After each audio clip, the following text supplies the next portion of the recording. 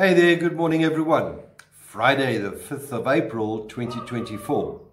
This morning's devotional is a reading from James chapter 1 verse 22, which reads, "Do not merely listen to the word and so deceive yourselves. Do what it says." We have all been told to listen to wise advice and to listen to our parents when we were younger. But because we live in a noisy world, we have lost the art of listening. In fact, some people feel quite lost when there is no noise around them. As I wrote this devotional yesterday, I was hearing the garden services next door making an awful racket with their machines. And now as I speak and record this, I've got the little Scrappy-Doo who's outside barking at the other dogs. You might hear him in the background. The Latin word for listen comes from the word audit. I know this sounds really odd, doesn't it? But wait, let's go a step further. The word audit derives from the Latin word audire, that's A-U-D-I-R-E, which means to hear. And by the way, I'm not that clever. I had to have a look on Wikipedia for this. So when we think of an audit, it is usually done by trained people who know how to apply what they know.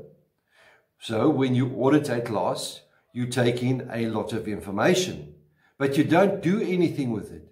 You don't do the homework, or if you do, you don't hand it in to be marked. You don't take tests, and so you don't get the credit either. And the same principle is true in our spiritual lives. You don't get credit for auditing Scripture. You've got to put it into practice. Every word of Scripture must be translated via obedience. In the Western world, we make a distinction between knowing and doing. But there was no such distinction in ancient Jewish thought. Knowing was doing and doing was knowing. If you didn't do it, then you didn't know it. Knowledge isn't enough. Truth must be translated with your life. James writes in James chapter 1, "Do not merely listen to the word and so deceive yourselves. Do what it says." Anyone who listens to the word but does not do what it says is like someone who looks at his face in a mirror and, after looking at himself, goes away and immediately forgets what he looks like.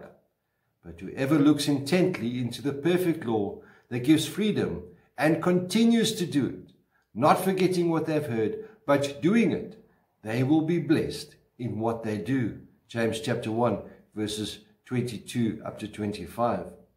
You see, God doesn't bless you because of what you know, but because of what you do with what you know. So each time you come across a verse that tells you to do something, then put it into practice. Might be difficult, but put it into practice. My dear friends, a different take on the word listen. But let us begin applying what we have learned and not become so full of knowledge but never applying it.